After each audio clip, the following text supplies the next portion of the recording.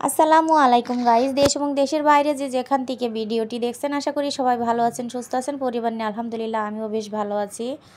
তো এই যে আপনাদের ভাইয়া বাজার থেকে ইলিশ মাছ আর চিংড়ি মাছ নিয়ে এসেছে, তো আমি এগুলা কেটে বেছে পরিষ্কার করে নিয়েছি। তো আমি ইলিশ মাছটা আজকে মটরশুঁটি দিয়ে আর আলু দিয়ে টমেটো দিয়ে রান্না করব, কিন্তু মটরশুঁটি আমার তেমন একটা পছন্দ না, ছেলেরও পছন্দ না। তো আমার ননদ আমার হাজব্যান্ড ওরা বেশি পছন্দ করে, তো ওদের জন্যই রান্না করে নিলাম। আর ছোট বাচ্চাদের জন্য চিংড়ি মাছগুলো ভাজি করে নিব। তো আর চিংড়ি মাছের তেলের ভিতরে আমি একটু করলা ভাজি করে নিব। তো করলা ভাজিটা কিন্তু অনেক বেশি মজা হয়েছিল খেতে আর কি। তো চিংড়ি মাছ দিয়ে করলা ভাজি করলে এমনি তো অনেক মজা হয়।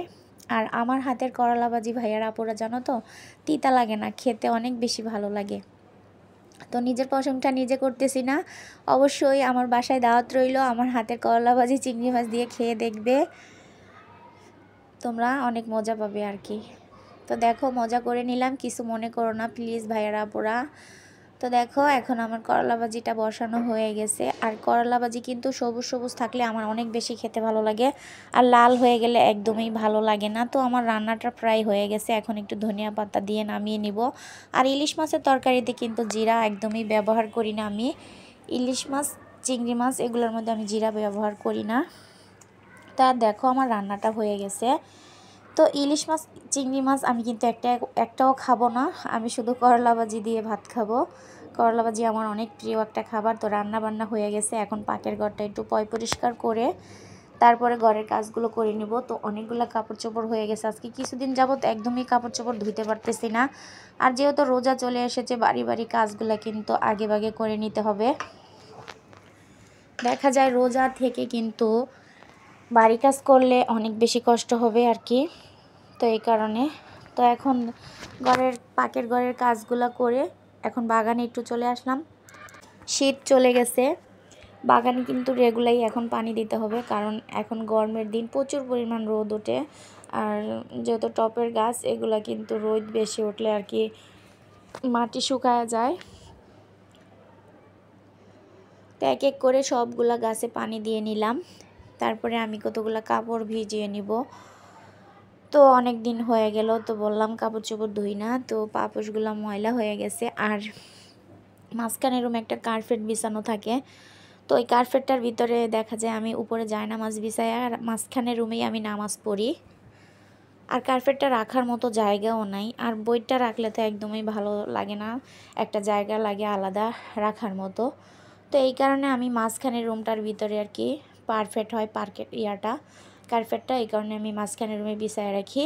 আর আমার মাঝখানের রুমেই নামাজের জায়গা। তো কি করার, সবাই আসছে, এটা আর কি সবাই আর কি ব্যবহার করা হয়েছে। তো আমার মনে হইতেছে যে আমার তো নামাজের একটা জায়গা, তো এটা কিন্তু একদম পরিষ্কার রাখার খুব দরকার। তো এই কারণে আমি দেখো কিছুদিন আগে কিন্তু শবে বেড়াতের আগে এটা ধুয়ে নিয়েছিলাম কার্পেটটা। তো আবার এখন আমি রোজার আগেও ধুয়ে নিচ্ছি, কারণ তারাবি আমার নামাজ অনেক পড়তে হবে এই কারণে। তো সাথে একটা কম্বল ছিল, এটাও ধুয়ে দিয়েছি। পাপোশগুলো ধোয়া রইতে দেওয়া শেষ, এখন একটু বাগানটা পানি দিয়ে ঝাড় দিয়ে নিচ্ছি। তো আমি কিন্তু সব সময় ঘর মোছার আগে বাগানটা পানি দিয়ে ঝাড় দিয়ে নিয়ে থাকি।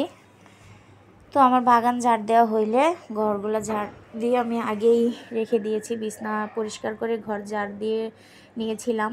তো সব কাজ আর তোমাদের সাথে শেয়ার করা হয় না, তাহলে ভিডিও অনেক বেশি লং হয়ে যাবে, তোমরা বিরক্ত হতে পারো আর কি। তো এখন আমার বাগান ঝাড় দেওয়া শেষ, তারপরে ঘর মোছা হয়ে গেল।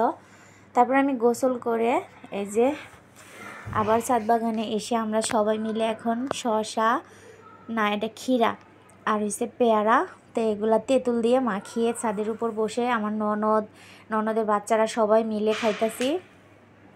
তারপর খাইতে খাইতে দেখি তোমাদের ভাই আবার বাজার থেকে আসলো। তো এই যে এখানে আছে মাছের ডিম, তারপরে আলু আনছে, তারপর ডিম আনছে, আর মশারির ডাইল আনছে। তো এগুলো আমি সব ঢেলে এখন সুন্দর মতো রেখে দিচ্ছি। তো ভিডিওটা কেমন হয়েছে অবশ্যই কমেন্টে জানাবে ভাইয়ারা আপুরা। আর এটা কিন্তু আজকে রোজার 2 দিন হইল, তো আমি ভিডিওটা শেয়ার করতেছি, ভিডিওটা আমার অনেক আগের করা। দেখো এই যে আলুগুলো এখন ঢেলে রেখে দিলাম। তো রোজা তোমরা কারা কারা থাকো অবশ্যই কমেন্টে জানাবে। ভিডিওটা এই পর্যন্তই, আল্লাহ হাফেজ।